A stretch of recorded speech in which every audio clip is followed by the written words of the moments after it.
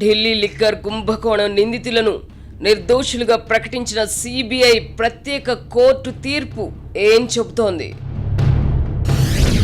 కనీస సాక్ష్యాధారాలు లేని కేసులో కేజ్రీవాల్, కవిత ప్రభృతులను సిబిఐ అన్యాయంగా జైలుకు పంపిందా? చేయని నేరానికి అవినీతిపరుడిగా ముద్ర వేశారని విలపించిన కేజ్రీవాల్ కన్నీళ్లు సంధించిన ప్రశ్నలేమిటి? కట్టు కథలతో కేసు కట్టారంటూ దర్యాప్తు అధికారిపై విచారణకు కోర్టు ఆదేశించడం సిబిఐకి అవమానం కాదా? కేసులతో ప్రత్యర్థులను కట్టడి చేయడానికి పాలకులు ప్రయత్నిస్తున్నారన్న వాదనకు తీర్పు బలం చేకూర్చిందా? నిందితుల రిమాండ్ సమయంలో కనీస సాక్ష్యాధారాలున్నాయో లేదో చూడాల్సిన బాధ్యత కోర్టులకు ఉండదా? నెల రోజులు జైల్లో ఉంటే చాలు పదవి ఊడిపోయేలా కేంద్రం తీసుకురానున్న చట్టాన్ని ఇప్పుడు సమర్థించగలమా?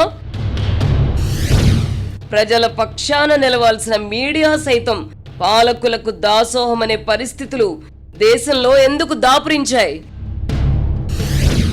కేసు విచారణకు ముందే కేజ్రీవాల్ను అవినీతిపరుడిగా చిత్రీకరిస్తూ టీవీ ఛానళ్లలో జోరుగా జరిగిన చర్చల మాట ఏమిటి? తీవ్ర అవినీతి ఆరోపణలు ఎదుర్కొంటున్న జగన్మోహన్ రెడ్డి వంటి వారి కేసులు ఎందుకు విచారణకు నోచుకోవడం లేదు? ఫిరాయింపు కేసులలో స్పీకర్లకు కాలపరిమితి విధిస్తున్న న్యాయ వ్యవస్థకు అటువంటి కాలపరిమితి ఉండాలా వద్దా? కేసులు కట్టి జైల్లో పెట్టి నిర్దోషిత్వాన్ని నిరూపించుకునే బాధ్యత నిందితులపైనే మోపడంలో న్యాయం ఎంతుంది? న్యాయాధికారి జితేంద్ర సింగ్ చేసిన తీవ్ర వ్యాఖ్యల ప్రభావం సిబిఐ వంటి సంస్థలపై ఉంటుందని ఆశించగలమా? దర్యాప్తు సంస్థల తీరును ఎండగట్టిన ఈ కోర్టు తీర్పు మన దేశ రాజకీయాలపై ఎటువంటి ప్రభావం చూపనుంది?